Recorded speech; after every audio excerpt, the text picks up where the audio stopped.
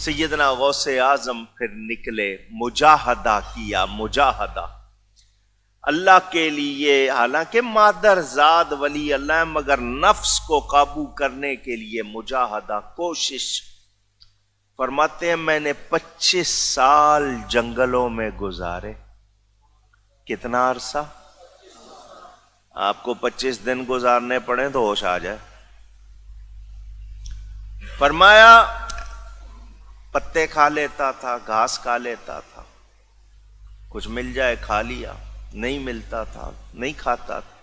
فرمایا 3 سال ایسے گزرے میں نے کچھ بھی کھایا پیا نہیں،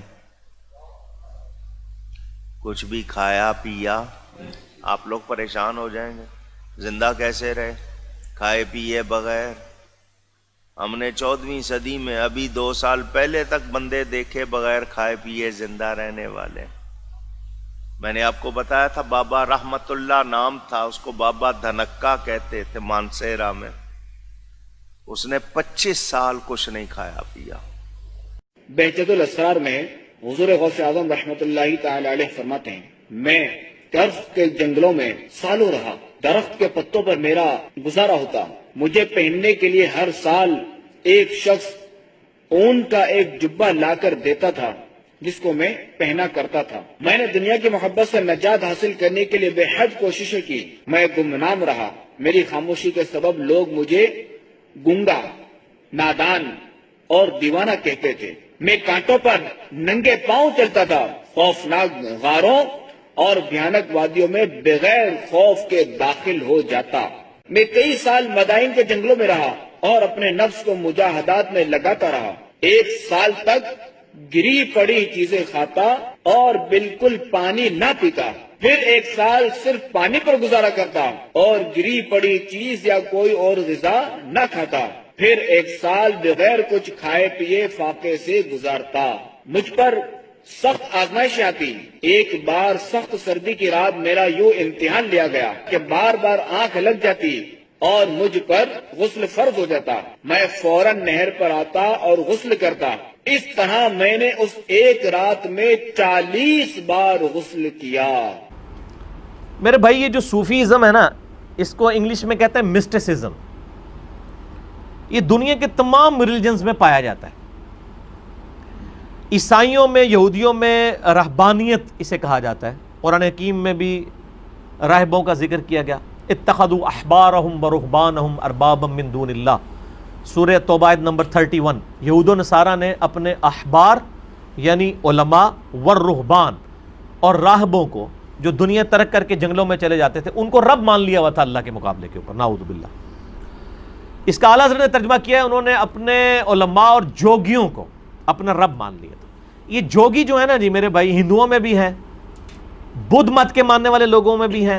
یہ جوگی آپ کو عیسائیوں میں بھی ملیں گے، یہودیوں میں ملیں گے اور مسلمانوں میں تو ماشاءاللہ کثرت کے ساتھ ملیں گے۔ اور یہ کہاں پائے جاتے ہیں؟ زیادہ تر انڈیا پاکستان میں پائے جاتے ہیں، کیونکہ دنیا میں سب سے زیادہ زرخیز زمین گمراہی کے لیے اگر کوئی ہے تو وہ انڈیا پاکستان کی ہے، کیونکہ ہمارے پرک سارے ہندو رہے ہیں اور یہاں پہ یہ سودا بکتا ہے، ٹھیک ہے نا جی۔ تو البتہ عرب ملک بھی اس سے آزاد نہیں ہے، خصوصاً جو افریقی ملک ہیں وہ بھی گڑھ بنے ہوئے ہیں صوفیت کا۔ سوڈان، الجزائر کی کوئی گلی محلہ ایسا نہیں جہاں کوئی نہ کوئی ایک بابے کا مزار نہ ہو، وہاں پہ بھی یعنی ایک اثرات رہے ہیں نا اس حوالے سے۔ تو یہ جو صوفیزم ہے جس کو مسٹسزم کہتے ہیں، یہ ہر دین کے اندر ایک طریقہ اڈاپٹ کیا گیا اللہ تعالیٰ تک پہنچنے کا اپنی مرضی کے مطابق، لیکن اسلام نے کبھی اسے انڈورس نہیں کیا۔ سورۃ الحدید میں بھی اس کی مذمت آئی، بخاری مسلم کی درجنوں احادیث میں ان چیزوں کی مذمت آئی ہے، ترک دنیا کی۔ ویسے تو یہ کہہ دیتے ہیں کہ نہیں جی وہ ہمارے جو بزرگان دین ہیں وہ ترک دنیا نہیں کرتے تھے، وہ ترک دنیا کر کے 15-20 سال چلے کاٹ کے پھر عوام میں ہی واپس آتے تھے۔ یہ طریقہ انہوں نے کہاں سے سیکھا ہے؟ وہ جی نبی علیہ السلام بھی تو غار حرا میں جاتے تھے، اور نبی علیہ السلام تو چند دنوں کے لیے غار حرا میں گئے، وہ اللہ نے ان کا دل مائل کیا تھا، وہاں پہ وہی نازل ہونی تھی۔ اس کے بعد کیا حضرت ابو بکر، عمر اور خود نبی علیہ السلام بھی کیا غار حرا میں جا کے چلے کاٹتے تھے؟ یا حضرت ابو بکر عمر کے بعد جو ان کے جو شاگرد ہیں کیا ان کو چلے کٹواتے تھے؟ وہ کہیں پہ یہ بات ملتی ہے تو ہمیں دکھائیں۔ مطلب ایم ہی خود سے باتیں بنائی ہوئی ہیں، اور مطلب ایک بات وہاں سے اٹھاتے ہیں اور اس میں پورے رنگ بھر کے تو پوری بلڈنگ کھڑی کر دیتے ہیں، کہتے ہیں نہیں اس طریقے سے ہوتا ہے۔ یہ ان کے جو بابوں نے جنگلوں میں 30 40 سال عبادت کی ہے، وہ کہتے ہیں نبی الاسلام بھی تو غار حرا میں جاتے تھے۔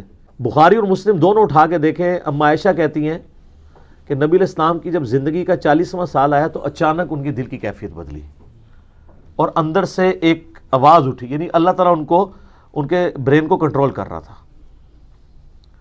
اور آپ کھانا باندھ کر، حضرت ختیجہ کے حوالے سے بیان کرتے ہیں، حضرت ختیجہ ان کو کھانا باندھ دیتی تھی تو آپ غار حرا تشریف لے جاتے تھے۔ غار حرا مکے سے تھوڑے سے فاصلے پہ، میں اوپر تک غار کے اندر تک گیا ہوں، وہاں جا کے آپ علیہ السلام تفکر کرتے تھے، کیونکہ اندر سے کیفیت ان کو برین کنٹرول ہو رہا تھا نا، ان کے اختیار میں نہیں تھا۔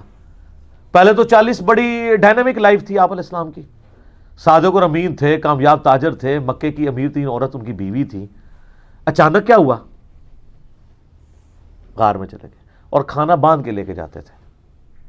آپ کے بزرگ تو کہتے ہیں 10 10 سال تک بغیر کھائے پیے زندہ ہے، تو نبی علیہ السلام کھانا باندھ کے لے کے جاتے تھے۔ وہ کہتے نہیں، نبی علیہ السلام کو ضرورت نہیں سی، امت دی تعلیم واسطے کرتے سن، تے امت نے تعلیم لے لی، تواڈے بابیاں نے نہیں لئی، تے تواڈے بابے پھر نبی دے پیٹرن تے نہیں۔ دوئیں چوں ایک گل منو، دونوں میں سے ایک بات مان لیں کہ آپ کے بابوں نے وہ ٹفن باندھنے والی سنت نہیں لی، اور وہ اتنے سال، ویسے تو جھوٹ ہے نہیں رہ سکتے، یہ تو ایک دن نہیں نکال سکتے روٹی کے بغیر، یہ جو کچھ کھاتے ہیں آپ سوچ بھی نہیں سکتے، ٹھیک ہے نا، یہ کھاتے بھی آپ کے پیسوں سے۔ کہتے ہیں بابے نے جناب وہ لنگر چلا رہے ہیں، اور لنگر نہیں چلا رہے، وہ ان کے ٹھی ہیں جہاں سے لاکھوں لوٹتے ہیں تو ہزاروں آپ پہ لگا بھی دیتے ہیں، سلطانہ ڈاکو کی طرح۔ امیر لوگوں سے لوٹا، غریبوں پہ لگا دیا، اور آپ لاکھوں کے دسترخوان، یہاں پہ کئی پراپرٹی ڈیلر ہیں جنہوں نے زمینیں غریبوں کی تھیائی ہوئی ہیں اور لاکھوں لوگوں کو دسترخوان سے کھانا بھی کھلا رہے ہیں۔ اللہ کے حضور تو اس کی کوئی اہمیت نہیں ہے۔ اچھا، وہاں پہ واپس آئیں کہ نبی علیہ السلام غار میں جا کے چند دنوں کے لیے گئے، وہاں پہ پہلی وہی نازل ہوئی، دیٹس آل۔ اس کے بعد کوئی جھوٹی روایت بھی نہیں دکھا سکتا کہ نبی علیہ السلام کبھی وقتاً فوقتاً غار میں جایا کریں۔ یہ 30 40 سال بیٹھے ہیں، اور پھر شادی کو کنڈیم کرنا، رہبانیت والی یہ ساری باتیں کرنا، نبی علیہ السلام کے ساتھ اس کو، یعنی اس میں گھنٹوں بول سکتا ہوں کہ نبی علیہ السلام کے اوپر اس طرح کی چیزیں ان لوگوں نے جھوٹ بنا کے پیش کی۔